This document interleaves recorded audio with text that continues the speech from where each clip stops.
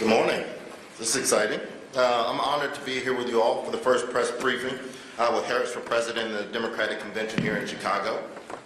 You're going to hear from our Executive Director of the convention, Alex Hornbrook. You're going to hear from Senator Chris Coons and Congressman Cedric Richmond. Both Senator Coons and Cedric Richmond are co-chairs to the Harris for President campaign. But before we get into the business of this briefing, I want to give you guys a brief rundown of some of the voices you're going to hear from tonight. Every day we'll give you a preview of some of the voices that you'll hear from, and later in today we'll provide you with the full program and a few surprises along the way. These are voices that represent our broad and diverse coalition and the issues that matter most to voters, the same issues that Vice President Harris has spent her entire career fighting on behalf of. This is not an exhaustive list, but to name a few voices for tonight, we'll have UAW President Shawn Fain, we'll have Congresswoman Alexandria Cortez-Masto, or Ocasio-Cortez, Secretary Hillary Rodham Clinton, Congressman Jamie Raskin, Congresswoman Jasmine Crockett, who is also a campaign co-chair, Congresswoman Grace Mean, the men and women that have been subjected to cruel and dangerous abortion bans under Donald Trump and have bravely told their stories, everyday Americans like Amanda and Josh Orozki, Caitlin Joshua, Haley Duvall, and elected officials like Governor Andy Beshear, who had the courage to stand up for what is right. You'll also hear from Senators Warnock and Senator Chris Coons before we hear from President Biden later in the evening. Again, these are just some of the voices that you'll hear from tonight and throughout the week. And our convention is so much bigger than who. This convention is about who we're fighting for and what we're fighting for. And so tonight we're going to talk a lot about freedom. And you're going to hear that from the speakers throughout the evening, which is a perfect introduction to the Executive Director of the convention, Alex Hornbrook. Alex has worked tirelessly over the last 17 months to put this convention together. I think we're all seeing the fruits of that labor and really excited about what we're going to see tonight. So with that, I'll turn it over to Alex. Thank you, Quentin. Good morning. Welcome to Chicago for those of you who came in from out of town, and thank you for joining us for the first day of the 2024 Democratic National Convention. Over the last year plus, as Quentin referenced, we've been building the stage, literally and figuratively, here in Chicago for Democrats to tell our story directly to the American people. Tonight's theme, For the People, will showcase Kamala Harris's commitment to fighting for everyday Americans, because at its core, the Harris Waltz ticket is a ticket for the people.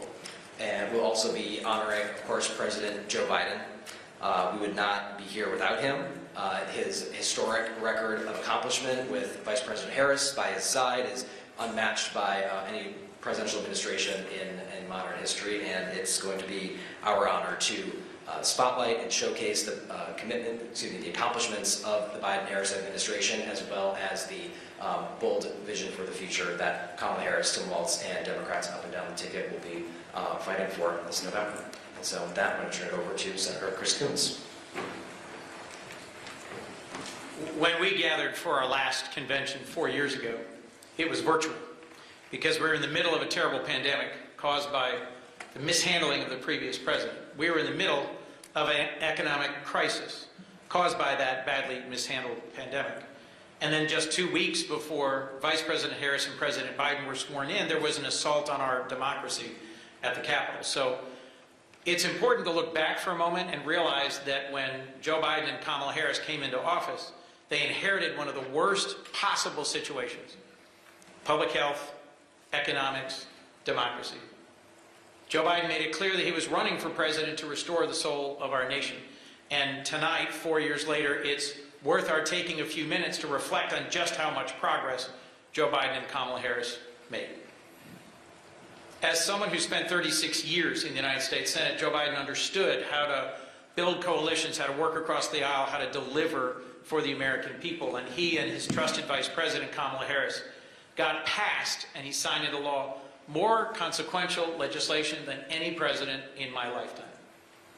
I could take 10, maybe 20, maybe 30 minutes and go over the whole list, but rebuilding bridges and broadband, restoring manufacturing, showing our competitors around the world that our democracy can work, passing the most consequential legislation about gun violence, about community mental health, about investing in our veterans, and in reducing prescription drug prices. Just this past week, there was a great event where Joe and Kamala announced the specific reductions. I don't know if you watch the evening news, I do. Xarelto, Eliquis, Jardiance, ever heard of these things? There's ads for them constantly, $500 a month to $200 a month. It's going to save $6 billion for the American taxpayers. It's going to save $1.5 billion out of pocket for seniors. $35 a month for insulin, which diabetics like members of my family rely on critically and have cost out the wazoo for decades. $2,000 a year out-of-pocket cap. Joe Biden and Kamala Harris have fought tirelessly for the American middle class to reduce costs. And his trusted Vice President, Kamala Harris, is the right person to carry forward that fight. And this week is about celebrating what it means to be for the people.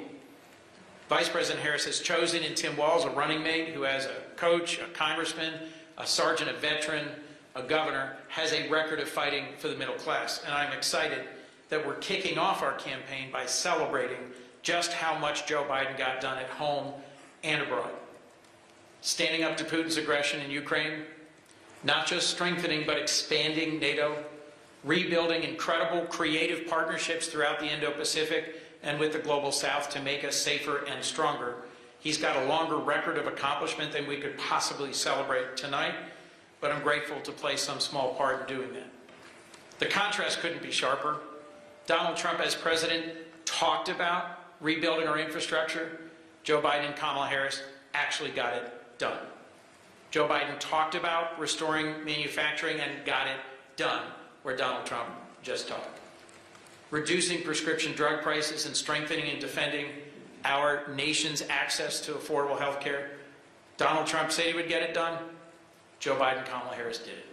It's an incredible record given how tight the margins were. On our best days, we had 50 folks in our caucus willing to vote for Joe Biden's agenda in the Senate. I think it was a 5-seat margin in the House. And as someone who led the Office of Public Engagement, former chairman of the Congressional Black Caucus, and the best congressional pitcher in our history, I'm going to hand it over to Congressman Cedric Richmond to further expound on how we've got a lot to celebrate tonight, and we've laid a great foundation for not just a successful convention, but for a campaign that is going to move Kamala Harris and Tim Walz forward as our next president, vice president. Thank you. Thank you, Senator. I'm actually trying to stay on script, but like the Senator said, there's so much we could talk about. There's so many accomplishments we could talk about in the Biden-Harris administration. But today, I want to focus on why we're here, and that's for this convention. And that is to highlight the contrast between the Harris-Walz agenda and the Donald Trump agenda. One agenda is about the people, one agenda is about one person. And so tonight, you will also hear from the 46th President of the United States, Joe Biden, who accomplished more in 4 years than most presidents do in a full term. Like he has through his entire 50-plus year service to this country as a public servant, every step of the way during his presidency, President Biden put the people first, and Vice President Harris.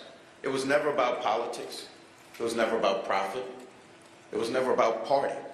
It was always about the people. How do we wake up every day and make the people's lives better? And I think that that is the common thread that ran throughout the White House, ran throughout the Senate, ran throughout the House. And that's the key.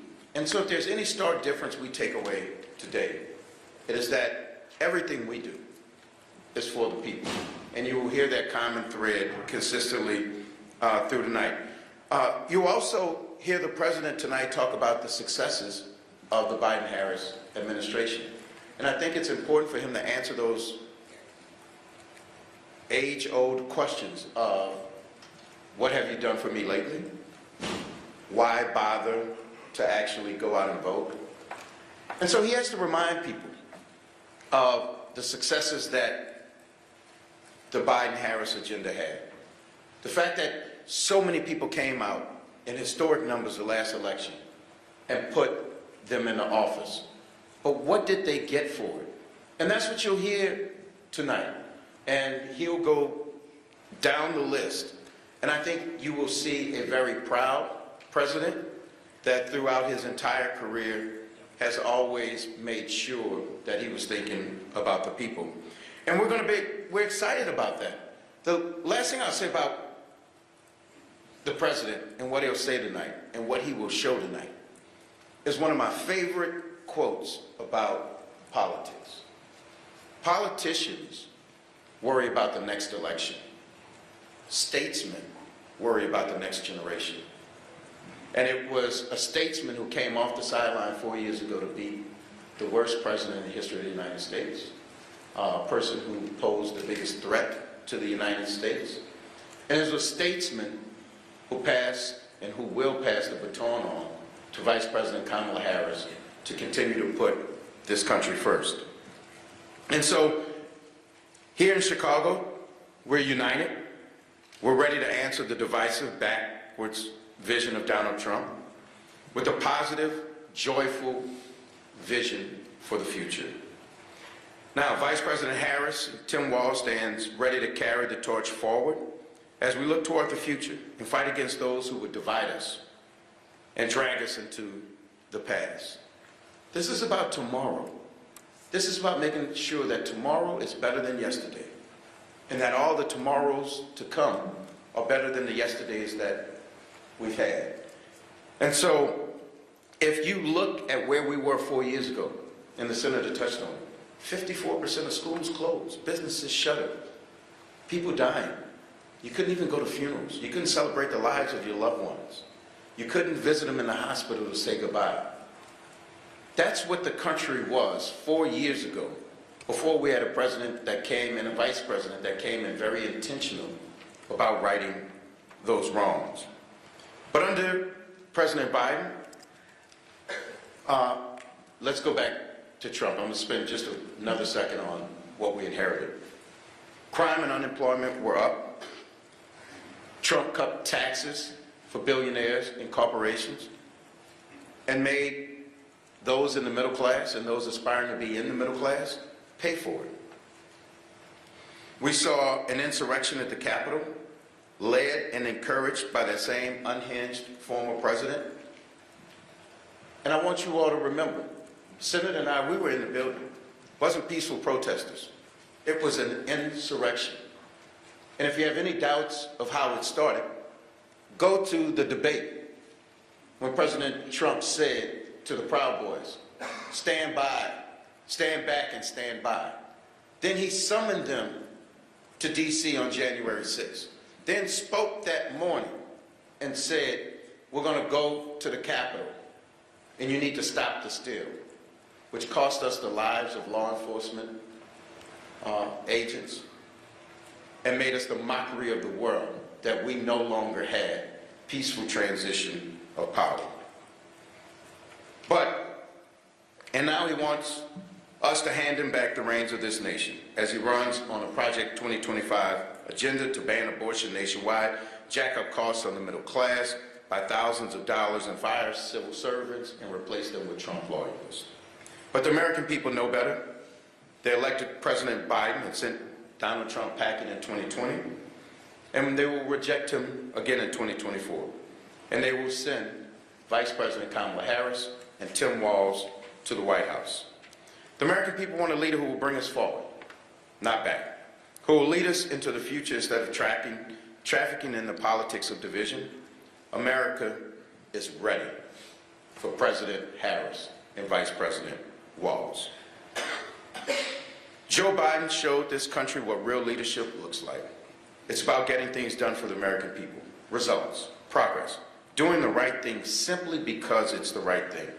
And now Kamala Harris and Tim Walz have united our party around their vision to lead us into the future, into a bright future. I know Vice President Harris. I know when Joe Biden was choosing her to be his running mate. I've been by her side as she fought for the American people from the White House. I've had the honor of seeing her work up close. And what I've seen from her isn't just a candidate who's prepared to lead, but a candidate who's prepared to win. With Kamala Harris leading the ticket and Governor Walz as her running mate, they will do just that. They will win this election, but more important, they will bring this country together and bring us towards better days.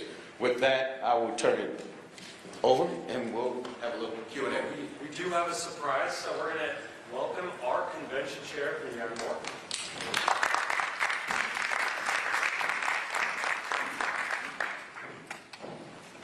The one and only Mignon. Good morning, everybody. And I will say I apologize for the delay. I think we all are going in different directions. Thank you, Senator Coon, for being here. Thank you, Mr. Cedric. I was listening to Cedric behind the stage, and I said I was going to start off by saying I want to say everything that Cedric said, because he said it all. And I tell you, I can't think of a better partner to have had in this journey than Cedric, so thank you so much for all you're doing. Alex, of course, I'm sure everybody has heard from him this morning, but he has been the executive director, and we have pioneered this journey in many ways. I mean, we started out, as you know, with President Biden, who we all love, we all adore. We look forward to seeing him tonight. We are going to celebrate him, celebrate all the accomplishments that he has given us. So we thank you for being here to even just report on that. I am here to just welcome you to the convention, welcome you to all that we're going to be doing this week. It's going to be exciting. It is going to be, some of the kinks are still being worked out, so we hope that you will give us grace and patience, but we know that this is a good time for America. And as Cedric has already said, the contrast between the Democrats and the Republicans will be very stark. And you will hear from some incredible speakers this week. They will tell you their stories, but they're also going to tell you the story of the Harris-Walz new ticket. And they're going to be dynamic. They're going to talk about the future, but they're also going to build on what the Biden-Harris administration has already accomplished. I look forward to the week. I mean, I even look forward to hearing all the spectacular speakers. Tonight you'll hear from Secretary Clinton. As you know, she was a pioneer for Senator Harris, now Vice President Harris, now the nominee. And so she's broke a lot of glass, and we stand on her shoulders, and she will bring us her vision of what it means to run as a nominee, and she will certainly embrace the vision of the Biden-Harris administration. So with that, I will stop. Oh, Quentin, welcome. We sent all our friends. They have arrived, and we're happy to see you all. With that, I know you all will take questions. All right, we have time for a few questions. This is the press team over to the side, so when you don't get to every question, you can bug us. We'll go to Chicago's own Lynn Sweet first. Thank you very much. Thank you. Thank you. Good morning. Any of you, perhaps Mignon, could you please just let me do this quick. I would like you, if you could, expand on, preview a little more of what Hillary Rodham Clinton will say at this historic moment where we may be electing the first female president. That hasn't been discussed much, but this was something that was so much a part of the Clinton campaign. Perhaps Senator Coon, and I know we had a lot, just tell us on how Biden is reflecting on his mood at this point in history, what led to him. Don't mean to rehash anything, but there's a lot going on. If you could sum it up. And then, is it really right that he's speaking at 10 o'clock? And if so, isn't that a little bit past prime time? Thank you. Well, as you know, in 2016, Secretary Clinton won the popular vote. She ran an incredible race, and she shattered a lot of glass for many people. And I would even go back further than even Secretary Clinton. I would start with Fannie Lou Hamer, who was denied a seat at a Democratic convention. So you propel that forward, and you look at a Hillary Rodham Clinton. She has paved the way. And I want to also level set, she has been an incredible partner to Vice President Harris. They have a great friendship. You know, they're on speed dial with each other. And I suspect, I have not read her speech, so I should say that for the record, but I do know that she probably will talk a lot about what it means at this moment to have the second female and a female of color running. But what our responsibility is to that too as well, because it's not easy. And I say this all the time. we're trying to change and shift the mindset of people to see a woman as commander-in-chief. And Hillary Clinton has served as Secretary of State. She has served as our first nominee. So she has a world view of this. And I believe that, I don't know why I want to keep calling her Senator Harris, because she is so many things.